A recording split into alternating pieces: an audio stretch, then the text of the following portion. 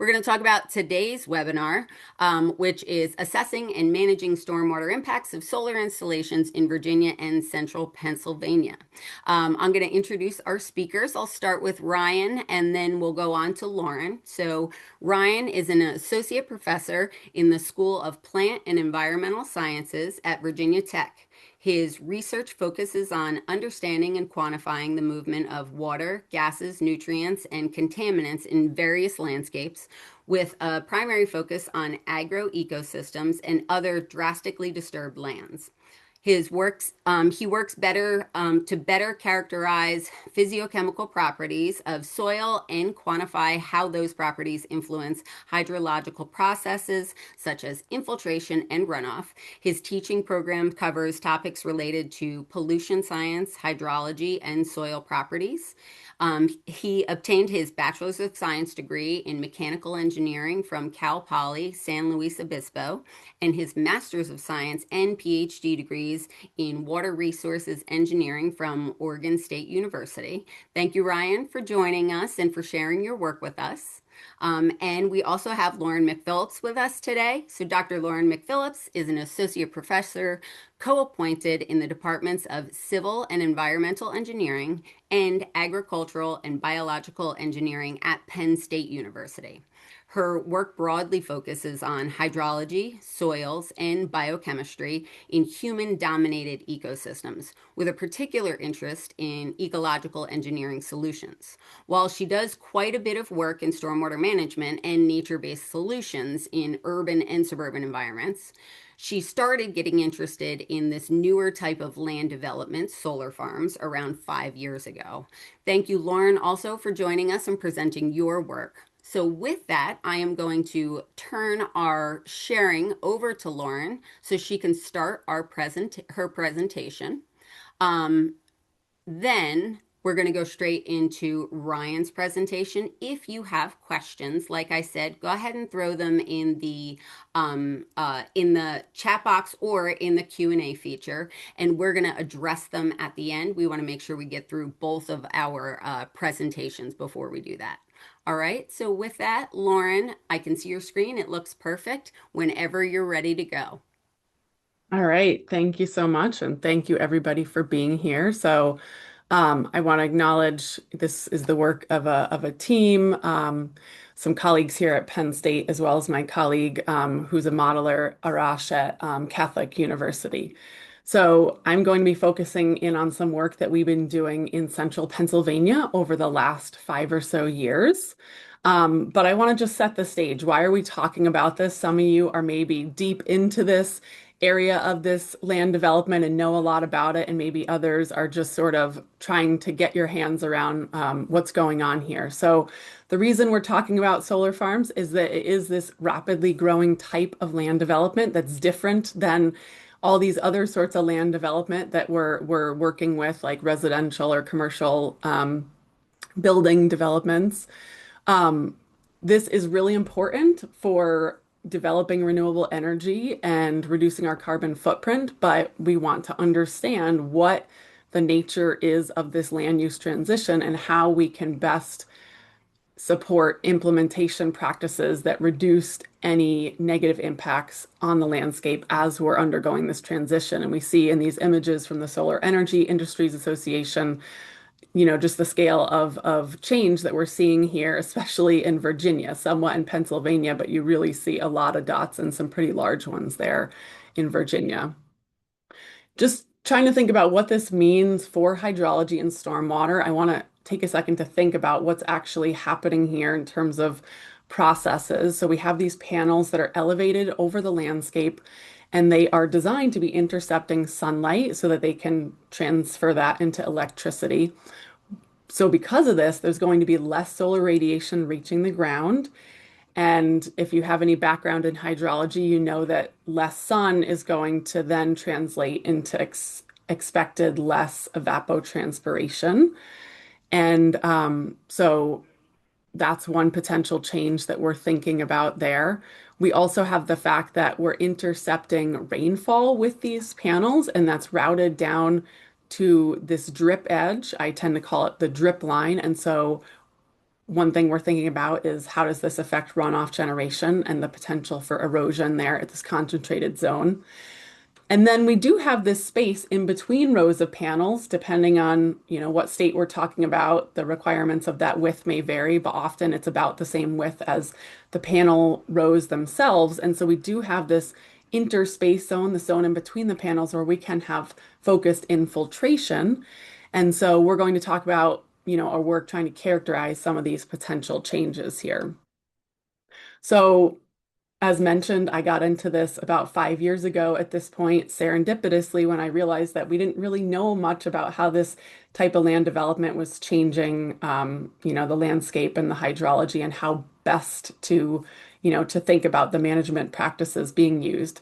So I wanted to understand how ground-mounted solar panels were altering hydrologic processes and soil properties, and what are the best management practices that we can use to minimize impacts and maximize co-benefits, particularly on some more challenging marginal lands that we have in central Pennsylvania, especially as we have these conversations going on about conflict with prime agricultural lands. How can we support more development on these marginal lands, knowing that they often are going to be more prone to stormwater generation?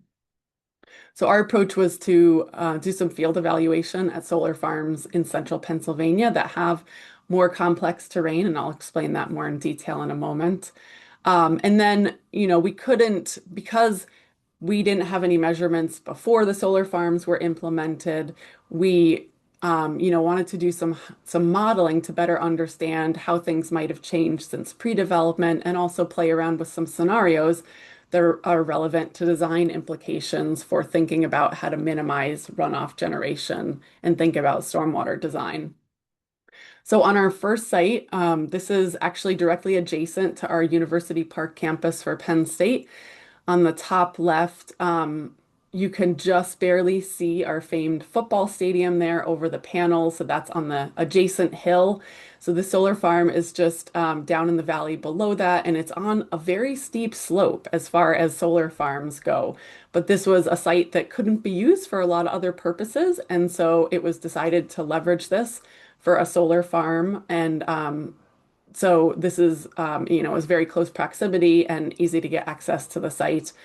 This has silty clay and loam soils, so not super poorly draining, but also not super great draining.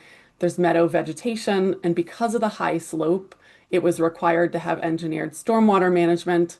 At the time, that was kind of left up to the discretion of the engineer, who decided to use an existing stormwater calculator that Minnesota Pollution Control Agency had put out at the time, to estimate how to design the infiltration basins that are in those peach ovals at the base of the slope. On our second site, also in the State College region, we have more variable slopes. We do have some rocky outcrops, similar silty clay loam soils, well established meadow vegetation there. You see some milkweed in that center picture. Because of some of the higher slopes on part of this landscape, and because of the variable slopes, this one has contoured infiltration trenches. So rather than like one set of basins at the base of a slope, there are smaller gravel-filled trenches between different rows of panels. So in terms of the types of data collection that we leveraged here, so one way of understanding how water was redistributed around the site was using soil moisture sensors that tell us the fraction of soil and pores that are filled with water. And so we put those in different key locations that you see there in that image, where we wanted to look under the panel at that drip edge where water can be concentrated, in that interspace zone between the panel rows, and also at a reference site that's at the edge of the solar farm, but away from any of the influences of the panels. We also, with the help of some colleagues who's our plant scientists, did some vegetation surveys. We looked a bit at some soil properties to understand whether there's, any major changes from the construction process, and the evolution of the site. We had some limited measurements of solar radiation. We put some sensors under a panel row just to understand how much less sunlight was getting under the panels, to understand the implications for reduced evapotranspiration. And finally, we did use some instrumentation to try to understand some elements of how the engineered stormwater management was working. So, for example, measuring water level in the large infiltration basins or measuring soil moisture on the either side of the infiltration trenches that we had. So getting to some of our results here. So this is taking a look at just the overall distribution of soil moisture at some of these key locations. So as we expected, we're getting water concentrating at the drip line, and the overall highest soil moisture percentages are at the drip line. But if you look at that blue box, it's variable. So it is overall highest, but we have variation there because once we get a few days after a storm event, the moisture does drop down, and we'll see that in a moment in a time series. Inner space was in the middle, similar to the sort of reference location, and under panel was actually the driest for us because we weren't getting much runoff hitting it, and it was not getting direct precipitation, and so it stayed pretty dry. I will mention that colleagues in other areas have indicated to me that in a wet season, their under panel zone actually stayed wetter because some runoff did reach that zone and then it wasn't able to evaporate, and so it stayed wetter for a while. And so, this is a reminder that this is an example from one site in the patterns that we saw, but obviously the landscape and the climate are going to cause different situations at different sites year to year.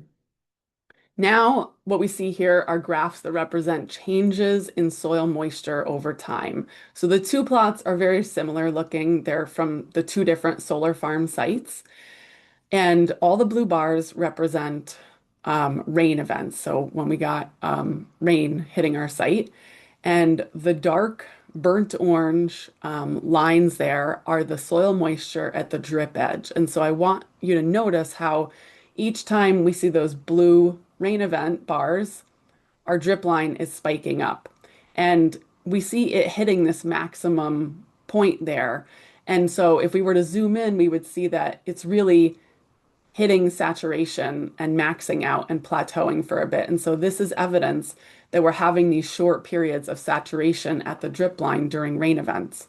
Now we go to the peach colored line there, and it's much lower, and we see that it's not really hitting these maximum points very much. It's not spiking up nearly as much. So this is showing us that we are once in a while hitting saturation, but generally much less often and for less duration. And this is helping us understand that there's clearly infiltration happening in that interspace zone between the panel rows. When we look at the data that came out of our water level loggers in our infiltration basin, again, the blue bars are when we got rainfall, and the burnt orange bars were when we saw water ponding up in our infiltration basin.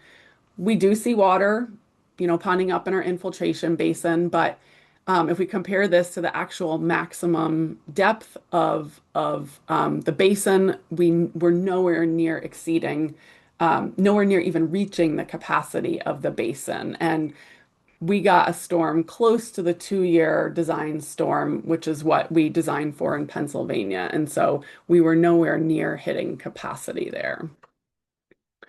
At the site with infiltration trenches, the two different colors here represent sensors that were before the trench in the lighter orange and after the trench in the darker orange.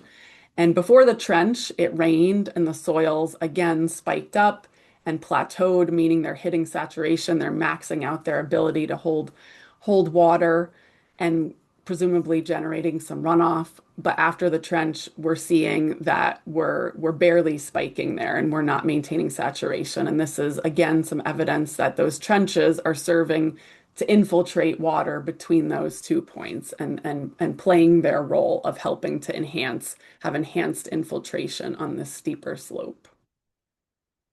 Taking a look at some results from evapotranspiration. This is again just from the two sites. The patterns are pretty similar between the two. The blue line is at the main weather station location, and so that's like the sort of reference evapotranspiration. And the orange line is integrating that information from the sunlight sensor that was under the panel, under the panels. And so we see that orange ET pattern under representing the under panel ET is much lower. So overall, it's between a third to two-thirds reduced ET during the summer times. However, we see in that image at the bottom right that at our sites, we still, despite this, see pretty good vegetation coverage under the panels, just it tends to be a lot shorter in different types. I am going to show you just a little snapshot of some of these vegetation types. So there's a lot of colors going on here. So just to explain what's going on, we have two, two sets of graphs here, again representing our two solar farms. Each color represents a different type of plant. And then the three bars within each graph are the interspace zone between the panels, the reference site at the edge of our solar farm, and underneath the panels. And so we're not going to look at specific species, but we want to see how similar or different are these colors between the different bars at a given site. And do we see much of the gray, which represents the bare rock or bare soil? So for one, we see the interspace and reference are actually pretty similar. So the fact that we have adequate, slightly enhanced moisture in the interspace and good sunlight, we have vibrant, diverse vegetation there that is similar to what we see at the edge of the site. But on the under panel, we see that the species are clearly different. We have less diversity. And if we look at the height, they're generally shorter plants.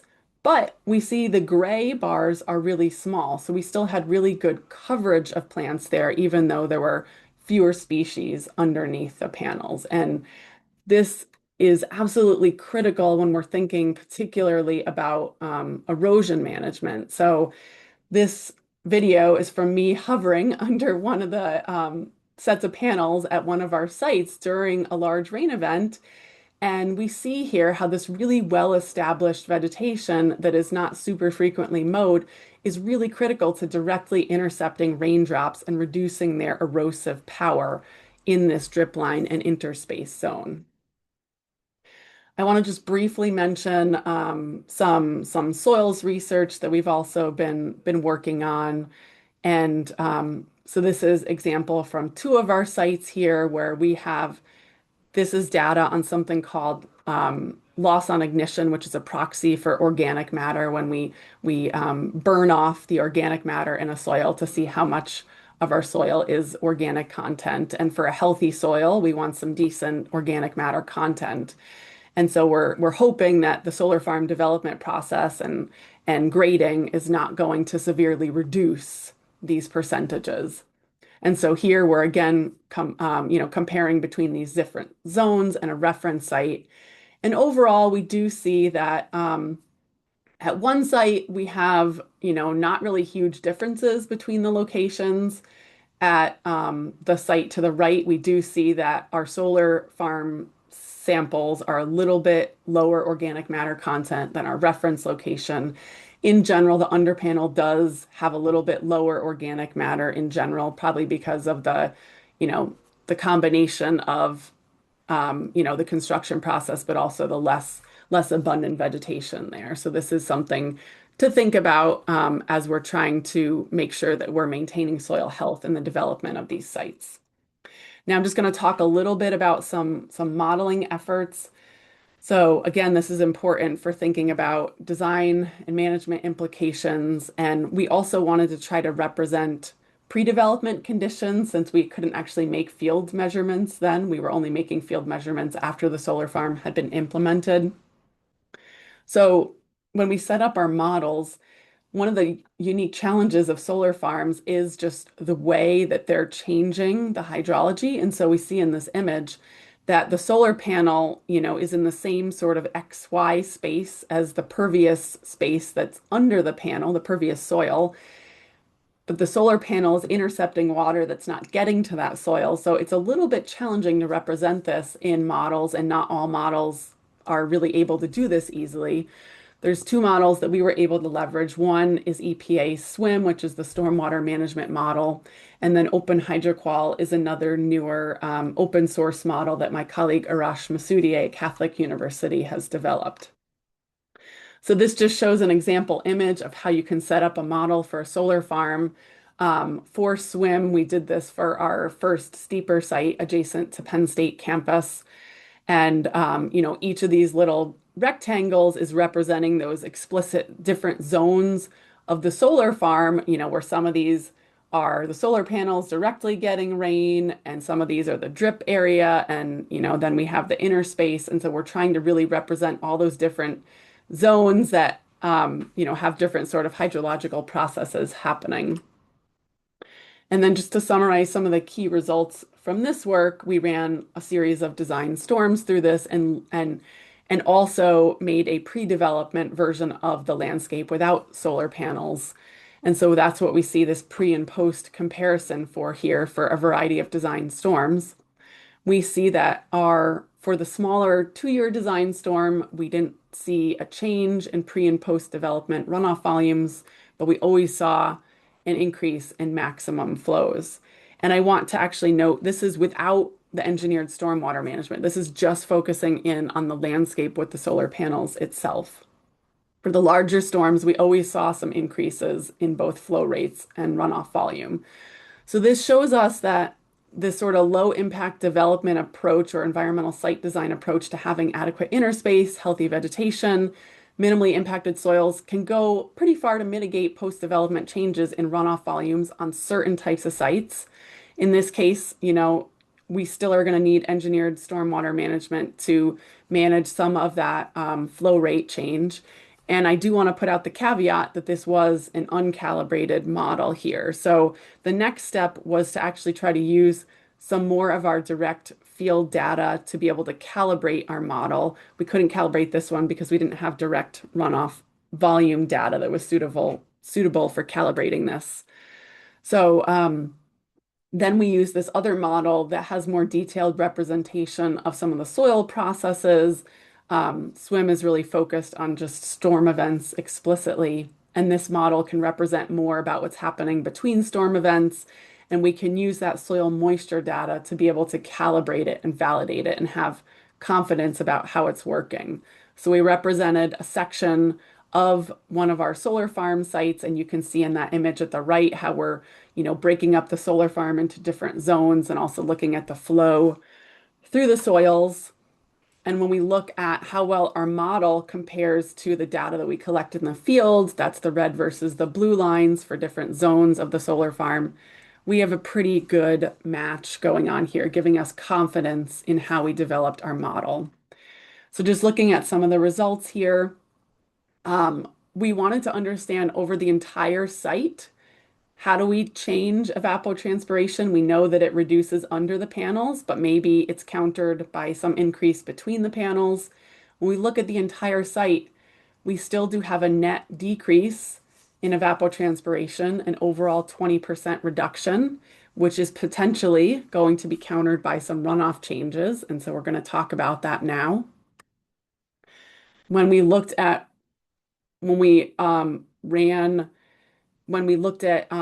runoff outcomes from our model for the current condition with solar panels, pre-panels, and a variety of scenarios. Let's look at the column that says total runoff there. We see that pre-development, we had 2 centimeters per year. Pretty much every scenario with solar panels in this model did lead to an increase in runoff. However, if we look at the column at right, this is the percent runoff or the runoff coefficient. Still, this landscape had really low runoff generation. So even though the percent increase from adding panels was substantial, it still was not a lot of runoff overall. And then these scenarios where we looked at what if we increase the space between panels? What if we imagine changes in the vegetation height or mowing? What if we have a buffer at the edge? All of these management strategies could help us change that runoff. So by having a buffer or widening the inner space, we can reduce the runoff. And so we can explore some of these different configurations here. So some of the takeaways from the modeling, Often there is some increase in runoff volume and peak flow with addition of panels. The magnitude depends on the original site conditions and the solar farm configuration or maintenance. It's clear that this sort of low impact development approach with adequate inner space and healthy vegetation and soils can do a lot to mitigate post-development changes in runoff volume, but structural stormwater management is going to be needed in some cases. I just want to briefly mention before wrapping up that my sites had fixed panels that had a fixed tilt. Um, and so one other way, to think about is how some of these newer sites have these tilting panels that are going to have the potential to reduce the redistribution of water at these sites. And we may hear about some of that in Ryan's presentation coming up. Just wrapping up everything that is coming out of our work, we find that ground-mounted solar panels reroute water in the landscape and concentrate it at drip lines. There is runoff generation, especially at this drip line, but the good news is that a lot of that can infiltrate in that interspace between the panel rows with healthy, well-established vegetation. On sites that are more prone to runoff generation, adequately sized and placed structural stormwater management can provide mitigation. It's abundantly clear that vegetation is absolutely critical. Even in that under panel zone that's more shaded, vegetation can survive and thrive, and it's important to have adequate ground coverage to mitigate erosion. And so prioritizing vegetation establishment during and after construction is absolutely critical to managing erosion and runoff issues. And with that, I'm going to call it a wrap.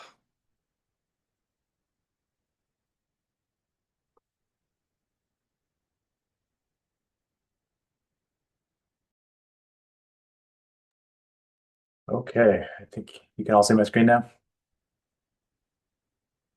Great. So I'll just jump right in and kind of build on some of what Lauren talked about. It sounded like a lot of people on the call were from Virginia, so that's great. But we're going to talk a little bit more about larger utility scale sites and what's going on here in Virginia.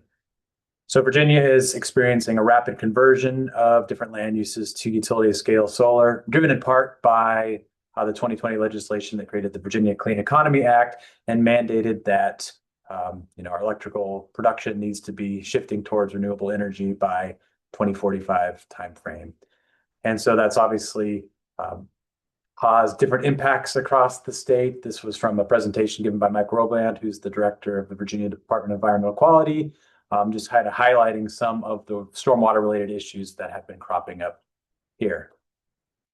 In 2023, the Virginia Department of Environmental Quality did a series of inspections across the state and found that at least 69% of the solar sites that were under their permit or under their jurisdiction had issues of some kind that range from, I guess, fairly minor notices of violation to more intense corrective actions or consent orders from there.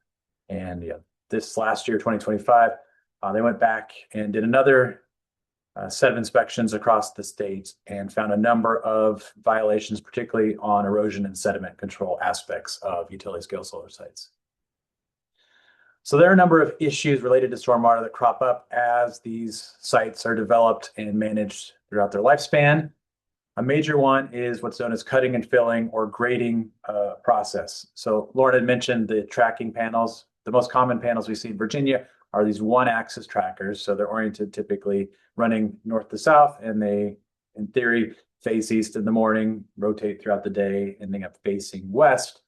But the most common drive shafts and equipment used to drive them require fairly smooth slopes. So there's a lot of grading that happens on a typical solar site. So during that cut and fill, the high points get shaved off, the low points get filled in. Oftentimes topsoil gets mixed in and lost from the surface, and this process oftentimes leads to a lot of compaction. Lauren's sites have a lot of vegetative cover. I would say that's true for some of our sites, but certainly not for a lot of the sites we're working on in Virginia. As the stormwater the stormwater infrastructure is being designed, people are using TR55, or in Virginia, we use the Virginia runoff reduction method, which rely on curve numbers to estimate how much runoff is going to be created for a storm, like a 2-year kind of return period. There's questions on, do we need to account for compaction and cut and fill, and how can we do so? And also, as Lauren kind of mentioned, this question of panels being impervious above, but then overlying pervious ground. So that's something that's still being dealt with. And then there are also issues in terms of the installation and maintenance of these controls, these hydraulic controls, and certainly evidence of sites being created during that grazing process is changing kind of the natural drainage of these hill slopes. So if we look across the state, we see a range of outcomes. We see fairly well vegetated, stabilized sites like the one shown here. And we see the complete opposite extreme where we have almost no vegetation. And again, evidence of pretty massive sediment problems during heavy storms, which we oftentimes get, particularly in the spring and summer here in Virginia. And a lot of the sites that I've been on and we've worked with fall somewhere in between. So this is a 1.5-year-old site. There's been 2 seeding attempts here. These are even on these tracking panels, we can see that there still is a drip line that oftentimes form. So there, on the front side or on the sides of those panels. And again, this patchy kind of vegetation, clumps of vegetation is pretty common from what we're seeing. Through time, those drip lines can start to form, to deepen and connect and start to form, rills and gullies from there. And so a lot of work goes in to try to stabilize these slopes, revegetate, so forth and so on. So recognizing all of these potential soil and stormwater related issues happening in the state, in 2023, the Department of Environmental Quality put out a request for proposals to study this kind of at scale. And so we successfully received that grant. It was a joint collaboration between Virginia Tech and Virginia State University. And it's a 6-year study where we're really trying to get in and collect some of that data that has never been collected before on sites of this scale. The study has a number of different questions. Most relevant to our talk today is the first one in terms of how do these installations affect stormwater quantity, quality. So we're looking at nitrogen and phosphorus forms as well as sediment and some of the underlying hydrological processes here. We're also looking at how this development and revegetation processes affect soil quality here.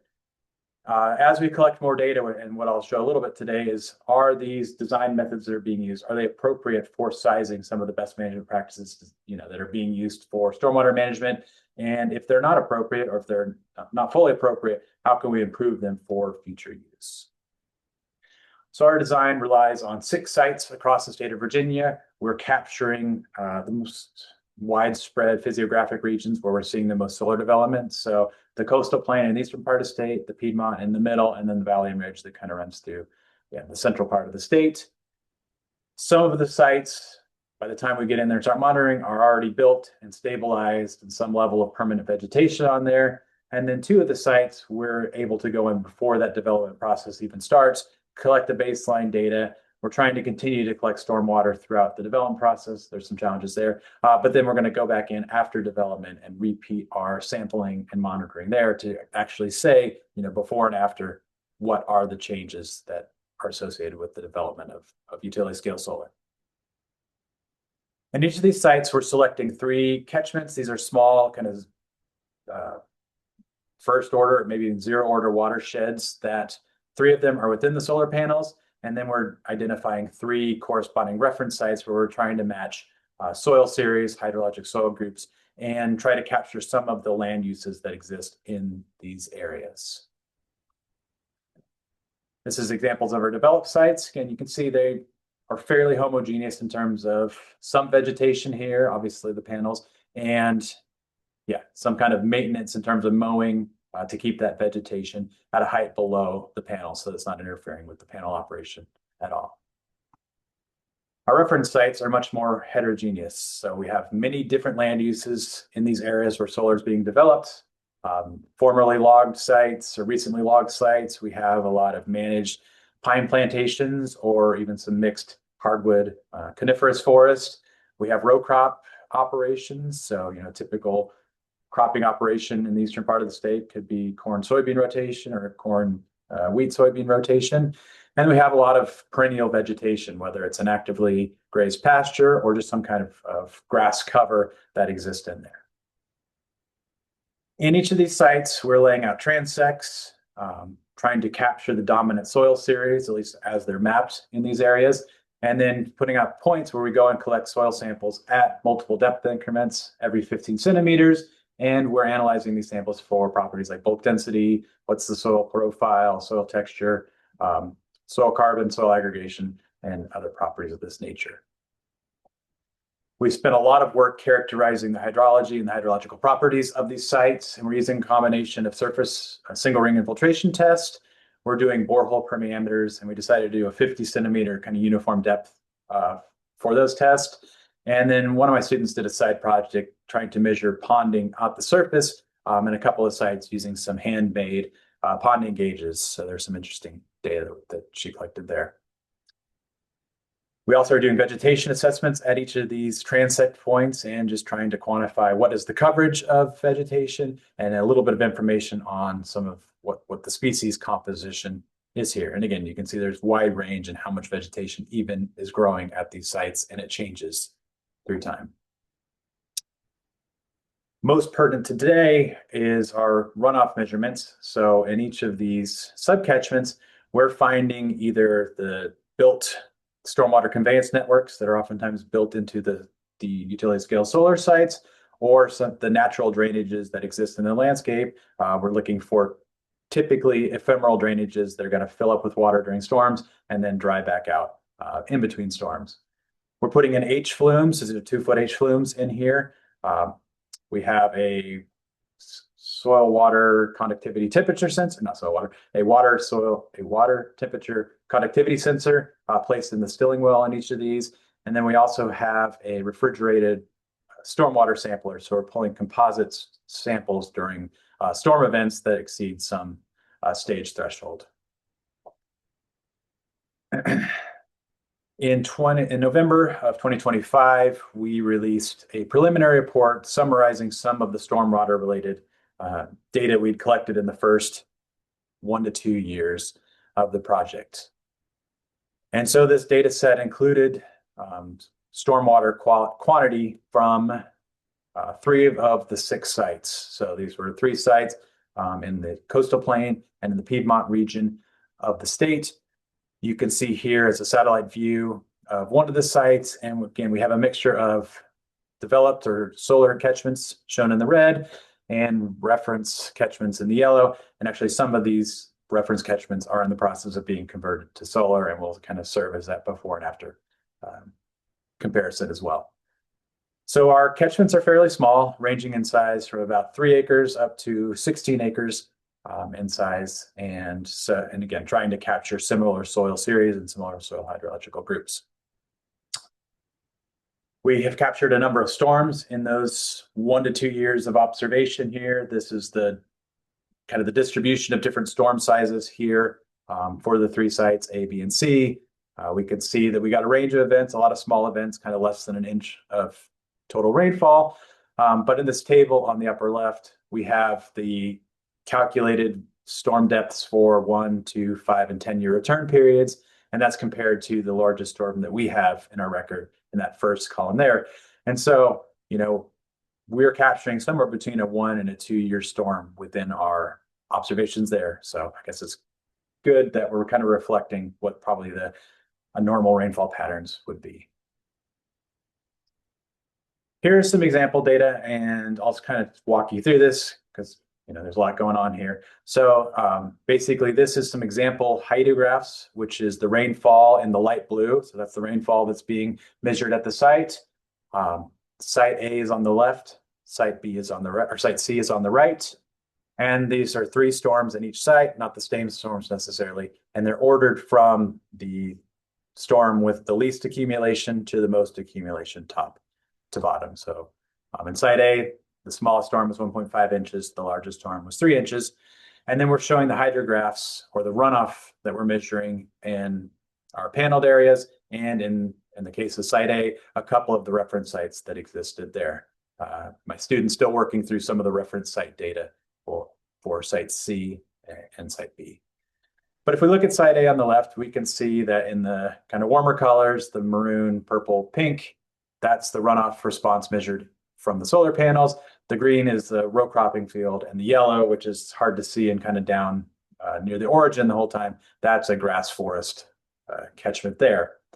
And so we do see differences in kind of the initial runoff in terms of solar versus the reference sites, and also in the peak flow, particularly in this middle event at site A.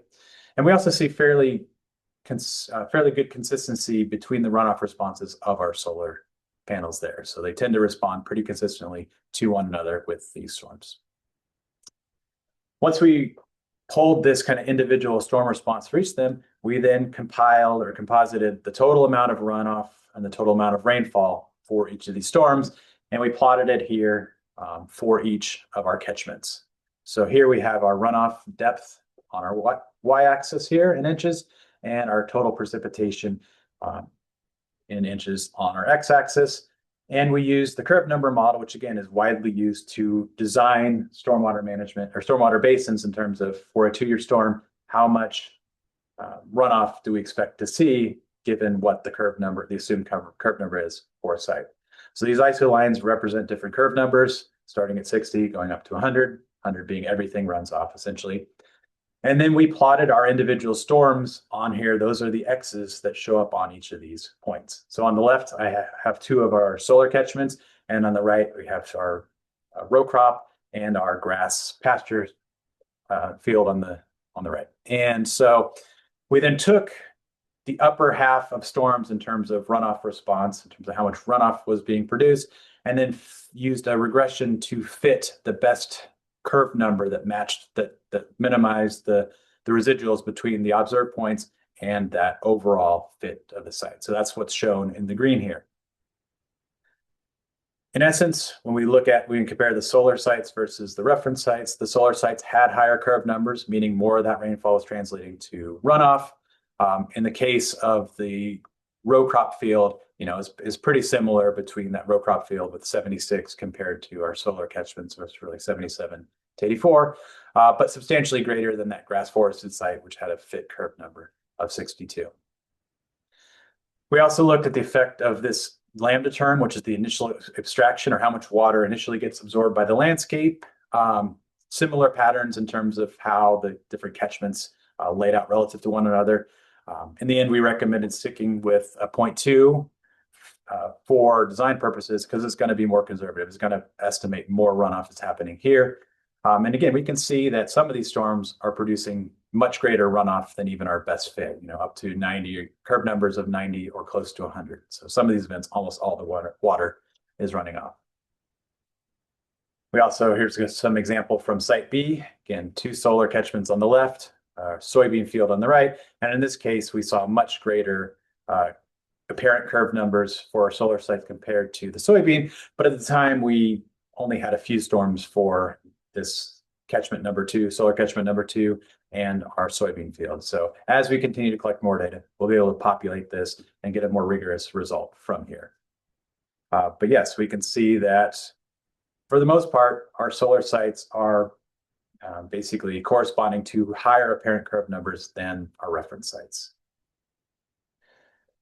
Also, to put this in context, so I looked at the hydrologic soil group that these catchments were mapped at. So in site A, they're all C or C/D slopes. Site B, there's a couple of D slopes or D HSGs and 1B. And then in site C, everything is mapped as a B hydrologic soil group.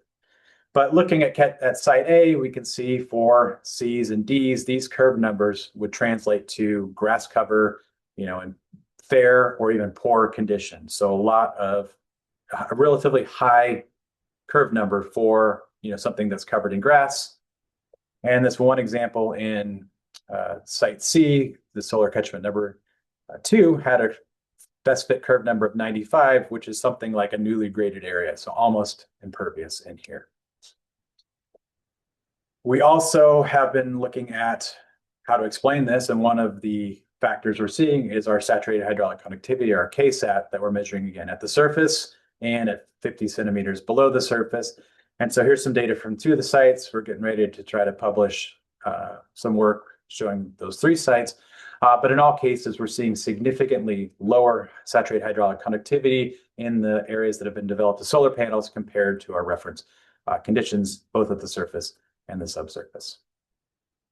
So with in mind, so that we're starting to see there's clearly soil-related issues, there's clearly stormwater-related impacts that are being associated with the development of utility-scale solar. We put out a white paper 2024, I believe, and then we just are in the process or just released an updated version just in the last couple of weeks, talking about some of the best management practices that can be done to help mitigate these issues. So I don't have time to go through it all today, but something to keep in mind is that mitigation is an ongoing process. To the extent possible, we want to avoid these direct surface impacts. We want to do things that are going to minimize compaction in there, whether it's using low pressure tires, whether it's trying to limit that grading and topsoil removal. And then during the process and afterwards, we really want to rehabilitate. We really want to get that vegetation established, quickly and rigorously so that we have deep rooting, healthy vegetation that's going to be able to intercept rainfall like we saw in Lauren's video. Something to keep in mind is that even with best management practice, there's probably going to be some amount of impact from the development. And, we've done a lot of work in other land use changes like post-mining. And so what we've seen in that kind of work is if you have a major disturbance like mining, it's really hard to get back to 100% of the productivity of prime farmland that was seen before that activity. And again, revegetation is really key. This is one of the number one issues I see in terms of stormwater management is that patchy vegetation just translates to sediment movement, to clogging up and filling up of the ponds. And then from there sediment and water being delivered quickly to local streams and water bodies. So I think that's just about the time I have. I'll thank you all for your attention and look forward to the questions you'll have. Thank you very much, Ryan and Lauren. Lauren has been answering questions in the Q&A, so a lot of them have been taken care of already. I do ask Lauren if there's anything you want to expand live on any of those questions, you're welcome to do so. There is one more in here that I think she hadn't gotten a chance to get to, Ryan, so if you don't mind, we can hit on that one. Yep, I'm reading it right now. Okay, perfect. Yeah, so Colby mentioned that VDEQ is now saying you should bump up your hydrologic soil group 1 if without better information. So if it's mapped as a B, go up to a C, basically, when you're designing it to try to account for increased runoff. So I think that's definitely one of the things we'd like to do with these data is say, okay, and we're in the process of trying to get how these sites were designed in terms of what were the assumptions with curve numbers. But assuming we get that, or we can regenerate it somehow, that's definitely one of the things I'd like to look at. Does bumping up a HSG, does that actually account for it, or is there more to be done? Excellent, thank you. Oh, there's another one that just popped up. Is the industry resistant to not mowing / planting meadow plants? I can give a shot first, or Lauren, did you want to go first? I'll just say that, I think it varies by developer what they are thinking about, but some of the developers that I've interacted with, do try to use these custom mixes, like for example, Ernst Conservation Seeds creates I think it's called Fuzz and Buzz mix that's supposed to be to support pollinator and solar grazing friendly plantings. And so there are some folks using mixes like that are, going to have a diverse mix of perennial vegetation. But even with the best mixes, as Ryan showed, like on different types of soils and depending on the timing of seeding, you can get challenges with establishment. I'll let Ryan weigh in more. Yeah, so in Virginia, there's something called the pollinator friendly or something like that certification that could be applied for as part of the utility scale solar development. There's only been a couple sites. One of them is James Madison, another one's in Southside Virginia, as far as I know. And in the kind of the utility scale one, my understanding is the native pollinator plantings are going to be mostly in the perimeters and kind of buffer areas, not under the panels themselves. Under the panels themselves, it's still going to be, a contractor mix with a lot of grass in there. So it is challenging. I think establishment can be one of the challenges. It's getting these diverse wildflower stands can take some time and take some attention here. And that's, I guess so far I haven't seen a lot of contractors and developers willing to make that effort, but certainly there's opportunities to try to better incorporate that. Thank you. And Lauren, this one just came in for you as well. It's saying in one of your slides there were some grazing animals, wondering how they affect the vegetation on the ground and the infiltration rate in the soil they're in. My question on top of that would be, is that one of the management techniques that is actually being used? Yeah, absolutely. So I know in both Pennsylvania and Virginia, solar grazing is an emerging and expanding way of managing vegetation. Obviously, there's potential for lower impact on the ground than running mowers regularly through the site, and you get these other agronomic benefits. And, people are trying to frame this as a form of, maintaining agriculture on these sites. Um, we we weren't really able to directly incorporate it into some of our work to answer some of those questions, but there's some other folks trying to understand solar grazing and certainly just there's potential for lower issues with compaction from maintenance, some return of organic matter from the soil.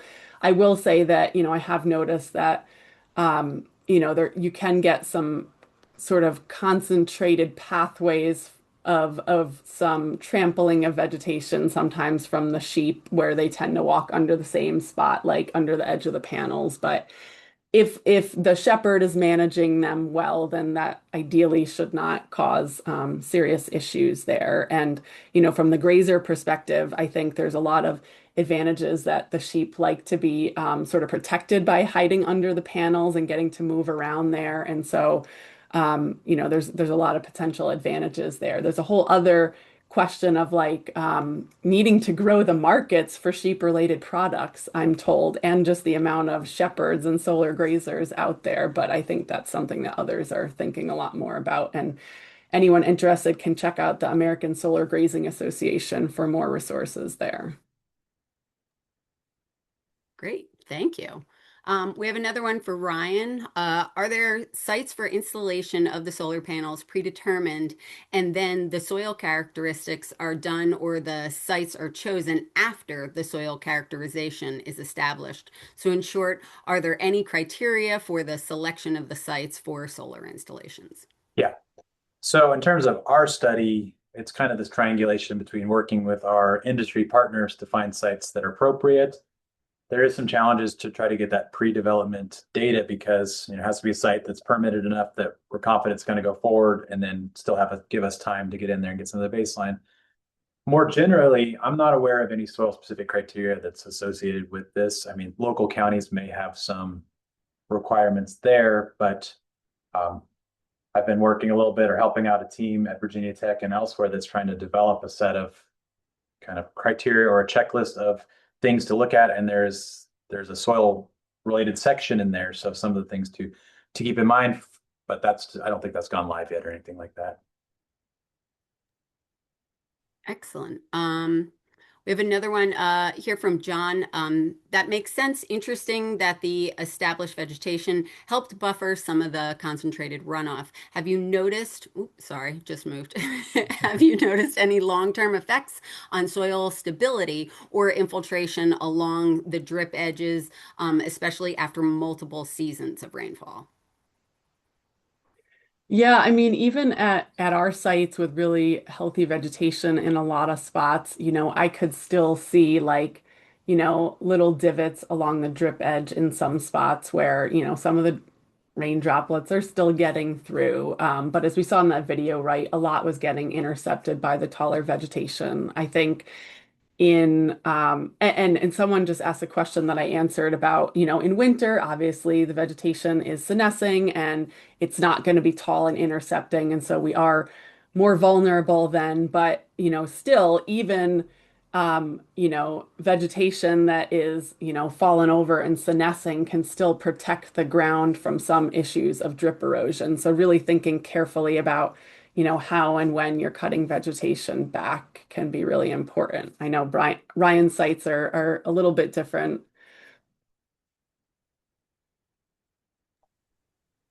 Yeah, I mean, we haven't specifically focused on those drip edges through time, but one could imagine as material gets mixed around and in those drip bed, those kind of features start to form, that's going to have an effect on infiltration and just redistributing soil at this kind of small scale. All right, and we have a question, I believe, for Ryan from Dave Hirschman.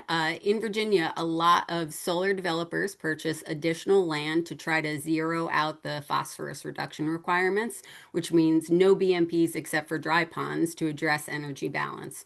Are there a larger suite of BMPs that may be applicable but not generally used due to how much compliance is applied? Yes, so that's my observation as well. It's a lot of the BMPs are dry ponds.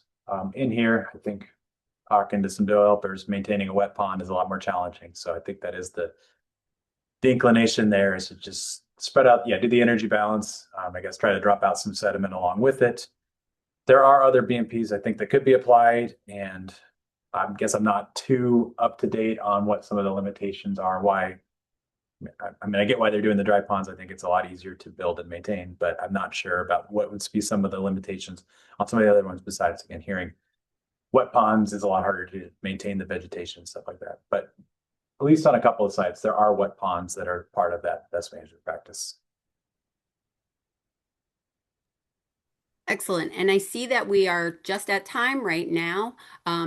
So what we can do is these last couple of questions, if you guys would like to email them to me, my email is right in the chat box. I can go ahead and pass them on to our speakers and they can maybe answer them at another time. But I want to be respectful of everybody's time. I truly appreciate you guys both coming out and speaking about your work. It's really, really interesting. We've had a lot of people very interested in this topic. So I appreciate you coming out and sharing with our network. Thanks for having us. Yeah, Yeah. thank you. All right. And I hope everybody has a great day.